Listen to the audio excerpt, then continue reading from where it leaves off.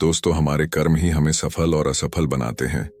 क्योंकि कोई ये सोचता है कि मैं सफल होने बाद ऐसा कर दूंगा, इसको बर्बाद कर दूंगा, और महिलाओं के प्रति गलत विचार रखने लगता। और कोई व्यक्ति ऐसा सोचता है कि मैं सफल होने बाद सबको माफ कर दूंगा और मैं अपना जीवन जीऊंगा, और वह अपना जीवन जिएंगे क्योंकि उन्होंने मेरे साथ गलत किया है। और अगर मैं भी उनके साथ गलत कर दूंगा तो मैं भी उन्हीं के जैसा बन जाऊंगा। वे अपने कर्मों से जिएंगे, और अपने तो ऐसी कोई व्यवस्था क्यों नहीं हुई कि जो हम कर्म आज करें उसका फल आज मिल जाए, ताकि दुनिया में से सारे भ्रष्टाचार और जितने भी बुरे कर्म हैं सब मिट जाएं। कुछ कर्मों का फल तुरंत मिलता है और कुछ फल कालांतर में मिलता है। कैसे मिलता है, आइए समझते हैं। नमस्कार दोस्तों, CS इंस्पायरिंग यूट्यूब चैनल में आपका दिल से स्वागत है। एक नगर में दो पुरुष रहा करते थे। एक पुरुष व्यापारी था जिसके जीवन में धर्म की बहुत महत्ता थी। वो पूजा पाठ में यकीन रखता था। वो हर रोज मंदिर जाता था और दान धर्म भी करता था, और हर रोज भगवान की पूजा करता था और सबकी मदद भी करता था। वही दूसरा पुरुष बिल्कुल विपरीत था। वह हर रोज मंदिर तो जाता था, लेकिन पूजा करने के लिए नहीं, बल्कि मंदिर के बाहर से जूते चप्पल चुराने। उसे दान और धर्म से कोई लेना देना नहीं था, और उसे ईश्वर पर विश्वास नहीं था। वह ऐसे ही दूसरे की चीजें चुराकर अपना जीवन व्यतीत करता था। समय बीतता गया और एक दिन बहुत जोर की बारिश हो रही थी। इस वजह से मंदिर में पुजारी के अलावा कोई नहीं था। यह बात जब दूसरे पुरुष को पता चली तो उसने कहा कि यह सही मौका है मंदिर का धन चुराने का। यही विचार करके वह मंदिर के अंदर चला गया। पंडित सो रहे थे। पंडित से नजर बचाकर उसने मंदिर का सारा धन चुरा लिया और वहां से भाग गया। उसी समय धर्म कर्म में विश्वास रखने वाला व्यक्ति भी मंदिर पहुंचा। दुर्भाग्य से मंदिर के पुजारी ने उसे ही चोर समझ लिया और चिल्लाने लगे। वहां लोग एकत्र हो गए और उसे बहुत मारा। किसी तरह वह बचते बचाते वहां से निकला तो दुर्भाग्य ने उसका साथ वहां भी नहीं छोड़ा। मंदिर के बाहर वह एक गाड़ी से टकरा गया और वहीं घायल हो गया। कुछ समय बाद उसे होश आया। फिर वह व्यापारी लंगड़ा हुए अपने घर जाने लगा। कुछ दूर चलने के बाद रास्ते में उसकी मुलाकात उस पुरुष से हुई जिसने मंदिर से धन चुराया था। उसने कहा, आज तो मेरी किस्मत चमक गई, एक साथ इतना सारा धन मिल गया। यह सब देखकर उसे बहुत बुरा लगा, और वह अपने घर जाकर उसने अपने घर से भगवान की सारी तस्वीरें निकाल दी। वह जो चोर था उसने अपना पूरा जीवन ऐसे ही चोरी करने में गुजार दिया, और वह जो भला आदमी था उसके जीवन हर दिन कुछ न कुछ समस्या आती ही रहती थी। कुछ सालों बाद दोनों पुरुषों की मृत्यु हो गई। मरने के बाद जब दोनों यमराज की सभा में पहुंचे और भले पुरुष ने दूसरे व्यक्ति को देखा तो उसे बहुत गुस्सा आया। उसने क्रोधित होकर यमराज से पूछ ही लिया, मैं तो हमेशा अच्छे कर्म करता था, दान में विश्वास रखता था, हमेशा अच्छाई के रास्ते पर चला, उसके बदले जीवन भर मुझे अपमान और दर्द ही मिला, और इस व्यक्ति को नोटों से भरी पोटली, आखिर ऐसा भेदभाव क्यों? इस पर यमराज ने कहा, पुत्र, तुम गलत समझ रहे हो। जिस दिन तुम्हारी गाड़ी से टक्कर हुई थी वह दिन तुम्हारे जीवन का आखिरी दिन था, परंतु तुम्हारे अच्छे कर्मों की वजह से तुम्हारी मौत सिर्फ एक छोटी सी चोट में बदल गई। तुम इस दुष्ट व्यक्ति के बारे में जानना चाहते हो। दरअसल इसके भाग्य में राजयोग था, मगर इसके कर्मों और अधर्म की वजह से वह सिर्फ एक छोटी सी धन की पोटली में बदल गया। इसके बाद यमराज उस भले व्यक्ति से कहते हैं, पुत्र, क्या अब तुम्हें तुम्हारे सवाल का जवाब मिल गया? ऐसा सोचना कि ईश्वर तुम्हारे कर्मों को नजरअंदाज कर रहे हैं, यह बिल्कुल भी सत्य नहीं है। ईश्वर हमें कब क्या किस रूप में दे रहा है मनुष्य को समझ में नहीं आता है, मगर आप अच्छे कर्म करते रहे तो ईश्वर की कृपा हमेशा बनी रहती है। आप उस फल से भाग नहीं सकते। भागने की कितनी भी कोशिश कर लो, पर वह फल आपको भुगतना ही पड़ेगा। इसके बिना कर्म शांत ही नहीं होता। हम कितने भी अच्छे बुरे कर्म कर लें, उसका फल हमारे साथ ही रहता है। चाहे वह हमें देर से ही मिले, लेकिन मिलता जरूर है।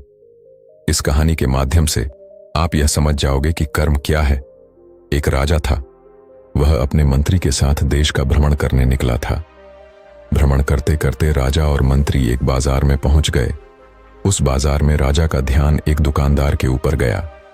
उस दुकानदार को देखते ही राजा के मन में न जाने क्यों यह विचार आया कि मैं इस दुकानदार को कल फांसी की सजा दे दूं। यह बात राजा ने अपनी मंत्री को बताया। मंत्री कुछ बोले उससे पहले राजा उस दुकानदार के दुकान के सामने से आगे निकल चुके थे और दूसरी बातें करने लगे। मंत्री बहुत ही चिंतित हो गया। यह बात समझ नहीं पा रहा था कि दुकानदार की गलती क्या है। दुकानदार से बिना कुछ बात किए, बिना कुछ सोचे समझे महाराज ऐसा फैसला लेने के बारे में क्यों सोच रहे हैं। राजा और मंत्री भ्रमण करने के बाद राज दरबार वापस चले गए। मंत्री को रात भर नींद नहीं आई। सुबह जागने के बाद मंत्री एक साधारण प्रजा का रूप बनाकर उस दुकानदार के पास गया और उस दुकानदार से पूछा, तुम क्या बेचते हो? दुकानदार ने जवाब दिया, मैं चंदन की लकड़ी बेचता हूं। फिर मंत्री आसपास के लोगों से दुकानदार के बारे में पूछना शुरू किया। सबने जवाब दिया कि दुकानदार किसी से बोलता नहीं है, हमेशा दुखी रहता है। मंत्री को बात समझ में आ गई। मंत्री फिर वापस दुकानदार के पास गया और उस दुकानदार से पूछा, तुम दुखी क्यों रहते हो? दुकानदार ने बताया, मैं दुखी इसलिए रहता हूं क्योंकि मेरे दुकान पर लोग आते हैं, चंदन की लकड़ियां सूंघ हैं और बोलते हैं बहुत ही सुंदर है, बहुत ही अच्छी महक है, लेकिन कोई खरीदा नहीं है, इसलिए मैं बहुत दुखी रहता हूं। मंत्री दुकानदार की बात सुनकर खुद भी भावुक हो गया। दुकानदार ने मंत्री से कहा, कोई भी दुकानदार दुखी क्यों ना हो अगर उसके दुकान का कोई भी सामान खरीदा ना जाए, जबकि सामान में कोई कमी ना हो। मंत्री सोचने लगा कि यह दुकानदार अपने दुखों के वजह से इतना दुखी रहता है, परंतु राजा इस दुकानदार को फांसी पर क्यों लटकाना चाहते हैं। अर्थात राजा के मन में आए हुए विचार का उत्तर अभी तक मंत्री को नहीं मिला था। मंत्री ने फिर दुकानदार से पूछा, भाई तब तुम क्या करोगे अगर तुम्हारे दुकान की सारी चंदन की लकड़ियां ऐसे ही रखी कि रखी रह जाएंगी? तो दुकानदार ने गुस्से भाव में बोला, हां मैं जानता हूं, मेरी चंदन की लकड़ियां ऐसे ही रखी रह जाएंगे, कोई नहीं खरीदेगा। इसीलिए मैं सोचता हूं कि हमारे नगर का राजा जल्दी से मर जाए। अगर वह जल्दी से मर जाता तो मैं उस राज दरबार में उस राजा के देह संस्कार के लिए अपनी चंदन की लकड़ियां देता, जिससे मुझे कुछ पैसे मिल जाते और इस बाजार के अलावा बाकी के लोगों को भी मेरे चंदन की लकड़ी के बारे में पता चलता, तो फिर शायद कुछ ना कुछ लोग मेरी दुकान से जरूर खरीदने आते। चंदन की लकड़ी। मंत्री दुकानदार की बात को सुनकर सब कुछ समझ गया और उसके मन में एक विचार आया। मंत्री ने दुकानदार से चंदन की कुछ लकड़ियां खरीद ली हैं। इस खरीदारी से दुकानदार को कुछ पैसे भी मिल गए और वह थोड़ा खुश भी हो गया। मंत्री चंदन की लकड़ियां को लेकर वापस राज दरबार चला आया। राज दरबार पहुंचकर मंत्री ने उन चंदन की लकड़ियां को राजा के समक्ष रख दिया और बोला कि हे राजन, यह चंदन की लकड़ियां उसी दुकानदार ने आपको भेंट किया है जिस दुकानदार को आप फांसी देने के लिए सोच रहे थे। राजा उन चंदन को सूंघने के बाद बड़े ही प्रसन्न हुए। उन्होंने कहा, यह चंदन की लकड़ियां बहुत ही ज्यादा खुशबूदार हैं। दुकानदार के इस अन्न भेंट से राजा बहुत खुश हुए और मंत्री को कुछ स्वर्ण मुद्राएं दी तथा बोले, जाओ उस दुकानदार को यह स्वर्ण मुद्राएं इनाम में देना और बोलना कि आज के बाद में जब कभी भी चंदन की लकड़ी की जरूरत पड़ेगी तब तुम्हारे दुकान से ही चंदन की लकड़ी ली जाएगी।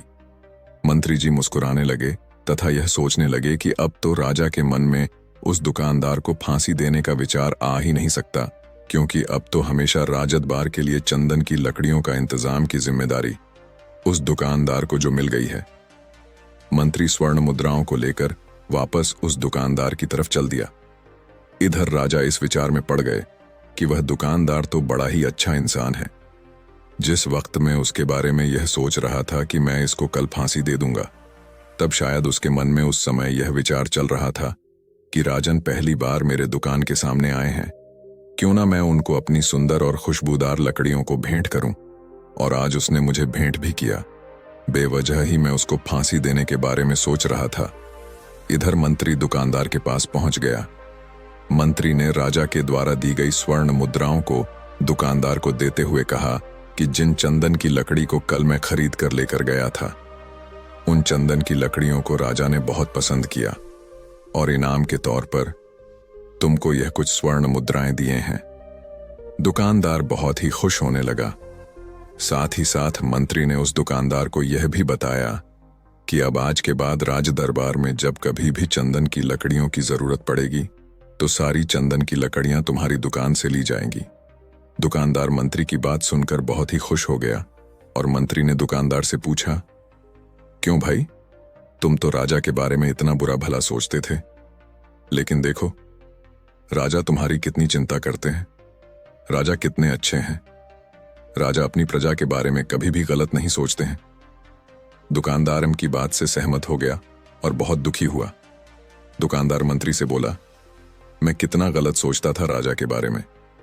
राजा तो बड़े ही अच्छे हैं, बड़े ही भले राजा हैं। भगवान करे कि राजा की बहुत ही लंबी आयु हो। यह बात सुनकर मंत्री भी बहुत खुश हुआ। फिर मंत्री वहां से वापस राज दरबार को चला गया। तो दोस्तों, अब आप समझ गए होंगे कि कर्म क्या है। कर्म एक बोले हुए शब्द है, कर्म एक वाणी है, कर्म एक सोच है, कर्म एक भावना है। कर्म हर एक इंसान की खुद के विचार होते हैं। हमारे विचार जैसे रहेंगे हम वैसे ही कर्म करेंगे और उन्हीं विचारों के द्वारा की हुई कर्म हमारे सुख और दुख के लिए उत्तरदायी होंगे। अर्थात हमारे विचार अगर गलत हैं तो हमारे द्वारा की हुई कर्म भी गलत होगी तथा इसका परिणाम भी गलत निकलेगा। परिणाम स्वरूप हम दुखी रहेंगे। अगर हमारे विचार सही रहेंगे तो हम सही कर्म करेंगे। सही कर्म करेंगे तो फिर सही फल मिलेगा जिससे हम सुखी रहेंगे। दोस्तों, इस कहानी से हमने यह सीखा कि अगर हमारे विचार सही रहेंगे, निष्पाप रहेंगे, तो उन्हीं निष्पाप और सही सोच की वजह से लिया गया हर फैसला सही होगा। जब सही फैसला लेंगे तब वह हमारे द्वारा की हुई सही कर्म होंगे। जब सही कर्म होंगे तो सही परिणाम मिलेगा जिसके वजह से हम सुखी रहेंगे, हम खुश रहेंगे। तथा इसी जगह पर अगर हमारे विचार गलत रहेंगे तो हमारे द्वारा लिया गया फैसला भी गलत होगा और किया गया कर्म भी गलत होगा। तो दोस्तों, कैसी लगी आपको यह कहानी? आप हमें कमेंट सेक्शन में जरूर बताना और अच्छी लगी हो तो इस चैनल को सब्सक्राइब जरूर कर लेना। तो चलिए मिलते हैं ऐसी ही कोई नई कहानी में। तब तक के लिए अपना ख्याल रखें। धन्यवाद और नमो बुद्धाय।